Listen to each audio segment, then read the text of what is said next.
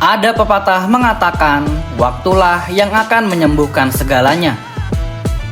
Tetapi untuk fans Chelsea, waktu seolah hanya membawa mereka dari satu luka ke luka lainnya.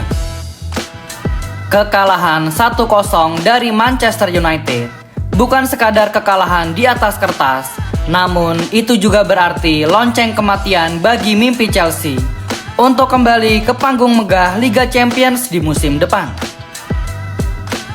4 kekalahan beruntun di Premier League tanpa berhasil mencetak 1 gol pun ke gawang lawan. Bayangkan sebuah klub yang sudah menghabiskan miliaran pound sterling namun tidak mampu melakukan hal paling mendasar dalam sepak bola, yaitu mencetak gol. Kekalahan ini memang belum secara resmi mengubur mimpi The Blues kembali ke Liga Champions, tetapi yang sudah pasti adalah mimpi itu akan semakin sulit untuk diraih Chelsea. Kita harus jujur pada diri sendiri. Dengan permainan seperti ini, apakah The Blues memang pantas berada di kompetisi elit UCL? Atau justru kita sedang menyaksikan proses transformasi Chelsea dari yang tadinya salah satu raksasa yang disegani di Eropa menjadi tim mediocre yang kehilangan taringnya? Pada episode kali ini, kita akan bahas selengkapnya tentang krisis Chelsea. Tetapi sebelum lanjut nonton, jangan lupa klik tombol like dan subscribe dulu Blues. Kalau sudah, mari kita masuk ke pembahasan sebagai berikut.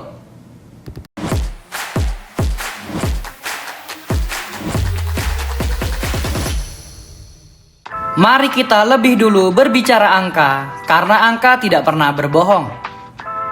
Di era Roman Abramovich, Chelsea adalah standar keunggulan.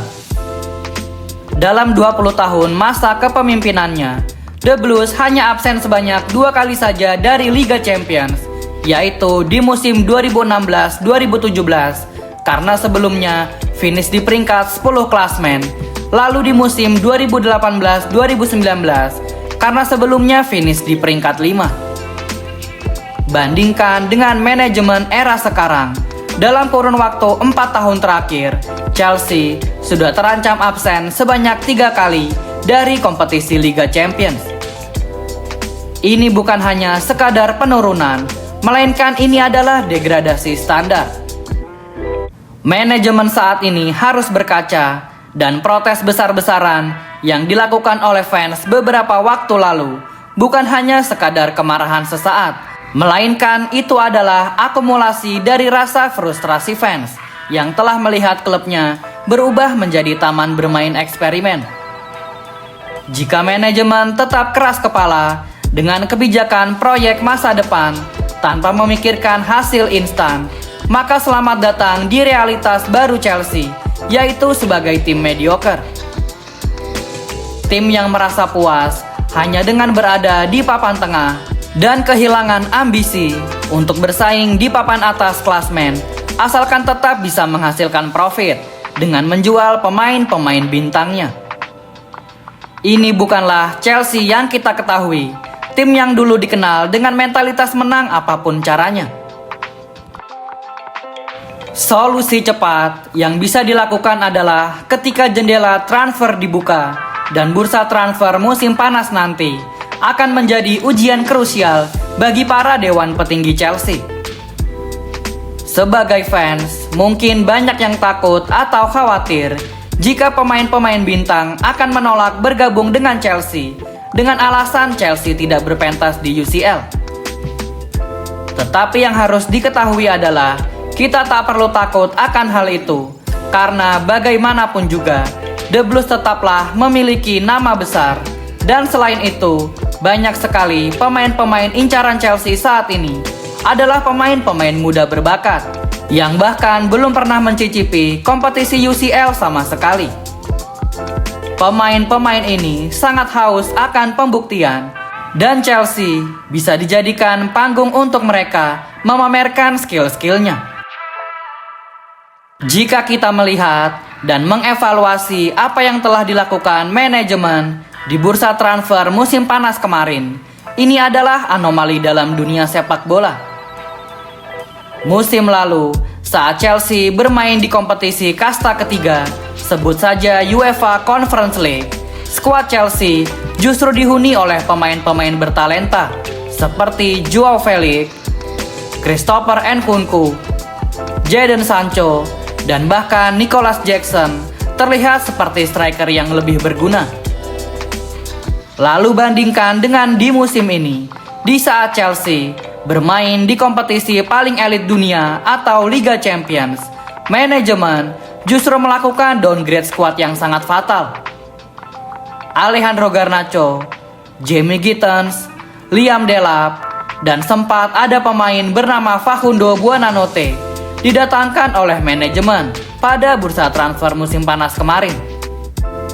Pemain-pemain ini masih jauh dari kata pemain bagus, dan mereka hanya pemain-pemain bertalenta yang memiliki prospek beberapa tahun yang akan datang.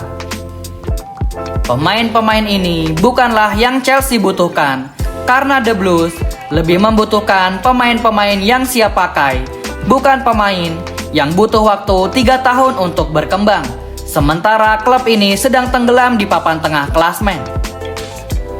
Manajemen seolah-olah lupa bahwa Chelsea bukanlah klub akademi sepak bola, melainkan Chelsea adalah klub pemenang. Berbicara mengenai cara mengelola klub yang baik dan benar, tidak ada salahnya untuk mencontoh rival Chelsea, yaitu Manchester City. Manajemen Manchester City masih tetap konsisten mensuplai pelatih mereka dengan memberikan pemain-pemain matang yang siap digunakan di kompetisi elit. Lihatlah komposisi skuad yang dimiliki oleh The Citizens. Gianluigi Donnarumma berada di bawah Mister, padahal mereka sudah memiliki James Trafford. Lalu ada nama Bernardo Silva yang kaya akan pengalaman. Selanjutnya ada nama Rodrigo, Erling Haaland, dan Ruben Dias yang bisa dibilang tangan-tangan mereka sudah terlalu pegal karena keseringan mengangkat trofi-trofi bergengsi. Pemain-pemain ini adalah tulang punggung yang sudah jadi, dan di sekeliling mereka barulah Manchester City menaruh pemain-pemain muda untuk berkembang seperti Ryan Cherki, Nico O'Reilly, Abdulkadir Kusanov, atau Jeremy Doku. Keseimbangan inilah yang tidak dimiliki skuad Chelsea saat ini, dan The Blues tidak memiliki sosok pemimpin yang bisa meneriaki rekan satu timnya saat mereka bermain buruk. Jika diambil kesimpulan, Chelsea memang klub yang punya talenta, tetapi mereka tidak punya kematangan skuad yang merata. Ini juga bisa menjadi alasan mengapa Manchester City sanggup mengejar bahkan menyalip Arsenal meskipun sempat tertinggal jauh. Alasannya apa? Karena mereka punya mentalitas juara yang didukung oleh skuad yang stabil. Sedangkan jika kita bandingkan dengan Chelsea, skuad Chelsea sangat mudah dikalahkan bahkan oleh semua tim yang ada di Premier League. Melakukan upgrade pemain adalah hal wajib yang dilakukan oleh manajemen, tetapi upgrade pelatih juga tanggung jawab yang tidak bisa dilupakan. Liam Ross Senior dengan segala hormat, ia masih belum pantas mengambil pekerjaan di klub sebesar Chelsea. Nama-nama pengganti Liam Ross Senior seperti Simone Inzaghi atau Diego Simeone memang sedang mencuat. Tetapi mari kita bicara realitas yang sebenarnya. Di antara nama-nama pelatih besar yang beredar, nama yang paling masuk akal adalah Cesc Fabregas. Mengapa Cesc Fabregas? Yang pertama, karena ia adalah legenda klub yang tahu persis bagaimana tekanan di Stamford Bridge. Yang kedua, dia adalah pelatih muda dengan identitas permainan yang sangat modern dan sangat cocok dengan profil pemain-pemain muda yang Chelsea miliki.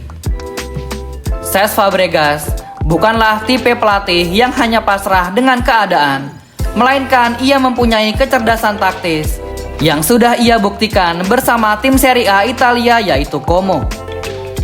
Chelsea saat ini butuh seseorang yang punya ketertarikan emosional sekaligus visi teknis kepelatihan yang segar untuk merombak sektor-sektor yang sudah karatan. Dan nama Cesc Fabregas adalah orang yang paling tepat untuk mengisi kursi manajer Chelsea selanjutnya. Kita masuk ke ulasan terakhir. Jika berbicara kompetisi UCL musim depan, mungkin hanya keajaibanlah yang bisa mewujudkannya. Kita harus menunggu tim lain terpeleset terlebih dahulu, sembari menyapu bersih 5 laga sisa. Tetapi jangan lupa, ada satu hal yang masih dalam kendali Chelsea sepenuhnya, yaitu menjuarai FA Cup. Kompetisi FA Cup adalah satu-satunya pelipur lara bagi fans di sisa musim ini. Inilah skenario yang harus diperjuangkan oleh skuad muda Chelsea. Karena menjuarai FA Cup bukan hanya sekadar merayakan trofi domestik, tetapi juga soal mengamankan eksistensi klub di kompetisi Eropa kasta kedua. Ingatkah teman-teman pada Manchester United musim 2023-2024, mereka hanya finish di posisi 8 klasmen, tetapi pasukan Manchester United tetap berhak bermain di Europa League karena MU berhasil keluar sebagai juara FA Cup. Teman-teman sekalian, Chelsea kini sedang berada di persimpangan jalan antara melakukan evaluasi mendalam atau terjun bebas dan berubah menjadi tim papan tengah selamanya. Skuad Chelsea harus waspada karena posisi mereka di papan klasmen masih bisa tergeser kapan saja oleh tim-tim yang berada di bawahnya jika mereka tidak berbenah mulai sekarang.